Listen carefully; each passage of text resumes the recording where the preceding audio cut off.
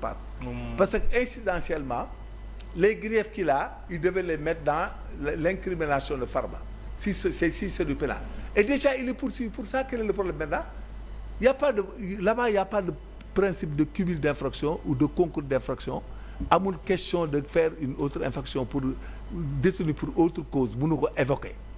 Ça sera de l'abus, sera de l'illégalité dans la forme comme dans le fond.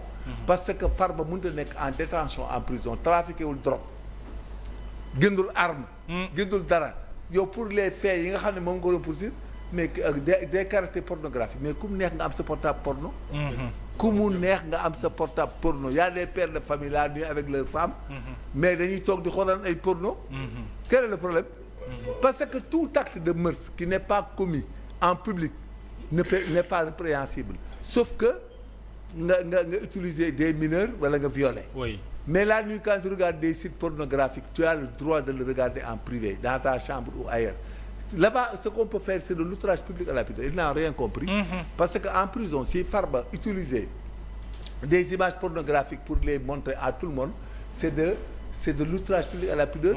Parce que tu montres ça à des gens yoo xam ne. D'autant plus que ces avocats nee nañ yooyu mbir dugalu ko fa moom. dugalu ko fa na ko madame Yacine Fall laaj wax kan moo ko fa dugal. Farba amul société de pornographie. fayul ay góor ak jigéen ñu tëdd mu leen di enregistré. mënut a wax ne Farba da doon jënd ay armes. il ne peut pas dire que Farba da doon woote Fouta pour ñu def insurrection jël ay armes song état bi. mënut a wax ne Farba dafa jël de l'argent di ko blanchir ay parce que il est déjà poursuivi pour ça. Donc cela entre dans les éléments constitutifs même des faits des griefs pour lesquels il est poursuivi. Oui. Déjà si l'état de blanchiment d'argent illicite c'est la dissimulation haute existe déjà mais s'il évoque des dépenses d'argent et des mouvances d'argent haute mais c'est ça entre dans les griefs portés contre Farba. En conséquence et par ces motifs les allégations sont fallacieuses et ne doit pas escaler. Nous demandons au procureur que lorsqu'ils vont lever son immunité parlementaire quand il reçoit dans la forme leur plainte et que dans le fond mu rejeté ko ça ira de la crédibilité de la justice sénégalaise parce qu'il n'est pas acceptable que quelqu'un soit en instruction dans un cabinet d'instruction et qu'on vienne lui montrer des griefs pour les mêmes incriminations et de parler des droits humains parce que chacun a le droit. C'est comme la nuit si tu couches avec ta femme dans la chambre lu ngeen di tëdd yaa ne ko xam. amul benn nit. yoonu kenn newu ci sa fenêtre naan la da ngaa jaar ci gannaaw wala ci kanam naan la ngay jàpp. Donc li muy wax nii. il faut arrêter. Très bien. il faut arrêter. Et là je leur conseille que ce qu'ils sont en train de faire et la démarche qu'ils prennent c'est pas de la politique mais c'est du politique le politique. mooy d'utiliser la force que leur confère la loi pour atteindre l'intégralité, la moralité, la liberté des personnes. Et que ils se mettent en danger. Je leur dis ça, ils se mettent en danger parce que Sénégal lañ nekk. Les régimes peuvent changer et on peut revenir être les leaders de ce pays et de commander ce pays. Exactement. Si on les suit dans ces abus-là et ces détentions arbitraires et autres là, mais ils vont en pâtir. Si nous venons là, tout ce qu'ils construisent à Khombol, à Bambey, à Birkelane, à Thiès là, on leur dit que c'est l'arme illicite, on leur arrache les maisons. Leurs familles se trouveront dehors. Ils n'ont qu'à faire attention. Dans la gestion des affaires de l'État, il y a des griefs qui même si l'argent a atteint son objectif haut, mais la forme est décriée. Forme bi baaxul. Mi ngi mel ni kaaw xaaj bi dem Bakel. Mën nga ko toppaat jàpp ci ay nit. Quel sera le problème? Les 5 milliards qu'ils ont donné aux jeunes là, on peut leur dire que la forme est illégale, rembourser l'argent. Waruñu jàpp leen. Qu'est-ce qu'ils vont dire? Dañoo wax ne dëgg. Et tu vas entendre des témoins qui les dénoncent, qui diront du n'importe quoi. Et dans le net même, tu peux prendre, il y a quelqu'un qui est au Canada, les 5 milliards là, ils les accusent. Donc, ils se mettent en danger. En matière d'État, moi, comme ligne de def, d'utiliser les griefs des gourdiens là, des soi-disant gourds de Brompton, qui les fait pratiquement, on l'appelle de l'escroquerie démocratique. C'est-à-dire, tu trompes les gens, tu leur fais croire à autre chose jusqu'à gagner, avoir des plus-values politiques.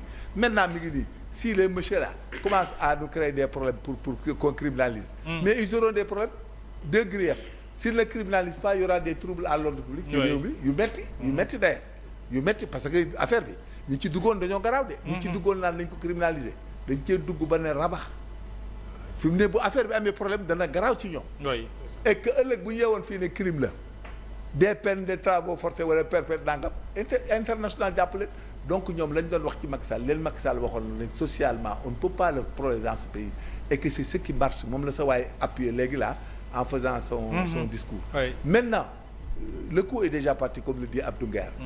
nax nañ ñu ba jàpp na léegi nag li coow li mooy dindi ko set boo gisee nous là on est dans la stratégie de reprendre notre parti en main. Oui. Ce n'est pas seulement pour les militants de APR. Non, pas du tout. Oui. C'est pour désémousser c'est-à-dire les Sénégalais dañu am seen cerveau yi gars yi dañ koo tëjoon dañ cee laloon toile dañoo naan seen yuur gi donc man sama rôle fi mu ne nii mooy de faire que nit ñi seen yuur gi ñu lemmiwaat ko parce que ñii wax nañ ba sonn kenn mënu leen dégg Pape Matar wax na ba sonn kenn du ko dégg man wax naa ba sonn kenn déggu ba sa waay Abdou wax na lu ne kenn mësu ko dégg tey lañ koy doog a déglu aujourd'hui lañ koy déglu mi ngi attaqué les jeunes là les étudiants là les étudiants ñun yàgg lañ leen défendre yàgg leen di boole pour ñoom ñu juboo casse seeni droit avec méthode bañ a reyante chaque fois ak policiers yi parce que ils perdent et les policiers perdent. Oui.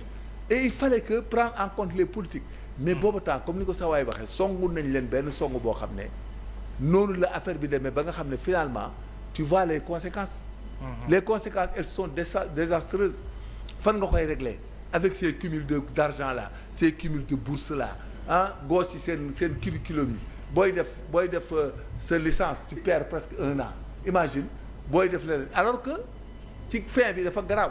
parce que booy def concours yi pour être gendarme officier bu ngeen di génn être officier de l'armée de la gendarmerie être magistrat et tel y a des limites d'âge et ça impacte sur les années de année yi ngeen di perte nii mais day impacté non seulement ci concours yi ngay def doo ko mën a def des fois am du ñu âgé secondo booy retraité sa avancement gis nga sa plan de carrière même dafiy agir gis nga ñun ñu amoon chance ñëw gendarmerie ay 21 à 22 ans mais on a pu être des majors parce que ñun à l'époque major c'était pas donné comme ça bon pour nga nekk c'était compliqué voilà que ñun bu ñu teel toon ñëw boobu temps am boo nekkul xale comme ñun ñëw mais mënoo ko nekk les plans de carrière donc incidentiellement il y a des dégâts collatéraux en ce qui concerne la carrière des étudiants bref mbirum Farba daal kon acharnement nga ko mais mbirum Farba ñun acharnement la ci ñun parce que y a de la préméditation et en droit on ne prémédite pas il a dit chez Farba que waa ji tey ngeen koy mujj gis nangam alors qu'il n'est pas la justice quand même. et puis vous savez pourquoi le premier ministre et même la justice sénégalaise est récusable par rapport aux intérêts des membres de APR parce que y avait la menace par l'autorité et que lui-même autorité bi moom elle-même moom nee na man le ministre de la justice n'est pas une autorité judiciaire autorité politique la su ma ne ko toppal nit da koy topp et que le parquet on a dit que le parquet est sous l'autorité du ministre de la justice et que su neexee ministre de la justice da koy bind lettre par la force day exécuter en quelque sorte comme ñun nous étions menacés par le premier ministre qui a droit sur le ministre de la justice et le ministre de la justice a droit sur les parquets mais nous y a le droit sénégalais prévoit la récusabilité donc ñun on devait même récuser entièrement la justice sénégalaise du ñu àtte très bien parce que en quelque sorte l'autorité qui nous poursuit est notre adversaire politique et il a prémérité notre détention nos arrestations c'est dommage très bien